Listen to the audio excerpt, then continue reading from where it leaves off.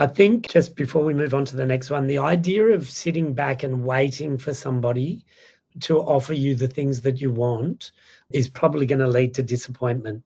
Sometimes we need to sort of courageously show some vulnerability and step in.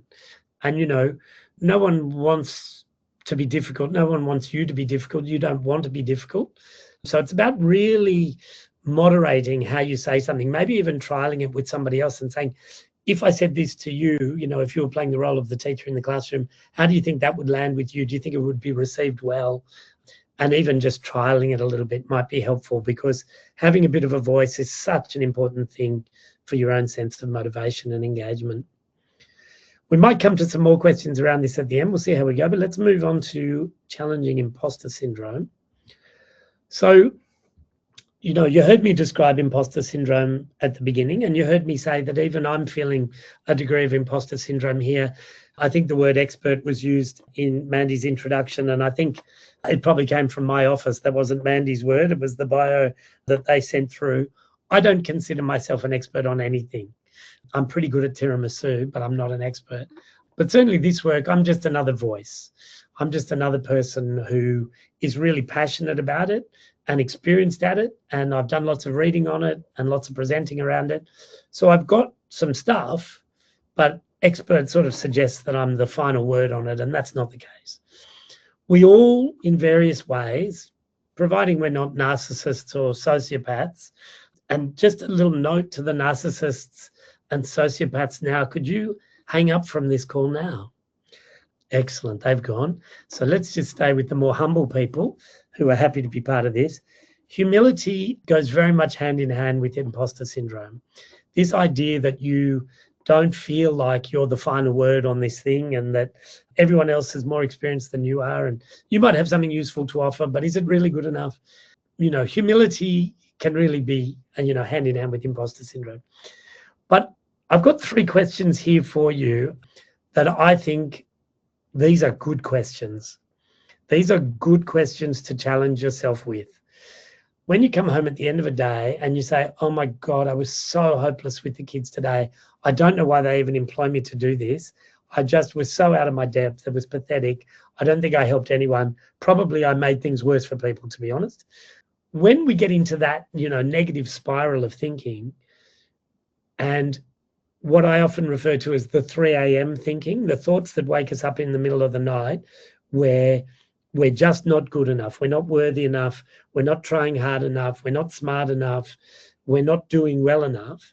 Those thoughts that are very unhelpful for us, and they come when our cortisol levels are high and we're feeling stressed, and unfortunately they're the sort of things that either stop us from going to sleep or they wake us up in the middle of the night.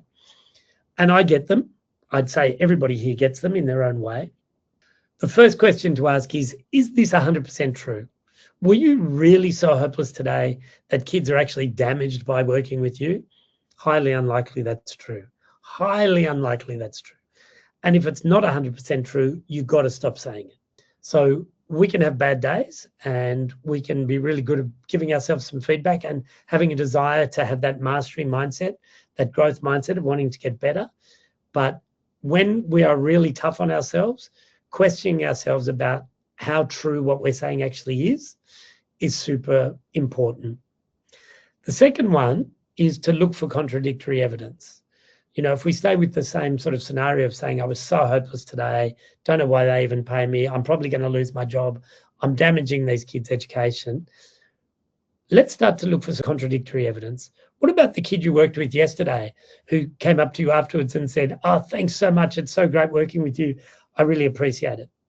So that's strong contradictory evidence, which means that you're not correct in what you're saying about how hopeless you are. I'm also aware that very rarely do we get that sort of feedback from a kid. So don't let that be the marker about whether you've done well or not. But what about when the teacher says to you after a lesson, hey, I heard you working with Johnny and I just loved the way that you spoke with him and I could see that he was really engaged in what you're doing. Thank you. So that's really strong contradictory evidence. But again, we might not get a whole lot of that because teachers don't really have time for that. What about when we supply contradictory evidence for ourselves, saying, you know what, I had an amazing session with that kid this morning. It was so positive. It was so great. And that of course, I had a really tough time with this other kid, but that's not what happens all the time. So let's look for that contradictory evidence. And the third one that I want to share with you is, what advice would you give to a friend when you're really down in the dumps, you're giving yourself a rough time, you're saying how hopeless you are, how inadequate you are?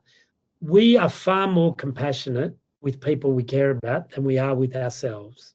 So third one is really about exercising a little bit of self-compassion and think, well, what would I say to somebody I really cared about here? What sort of advice would I share with them? Because it's time we take some of that advice for ourselves.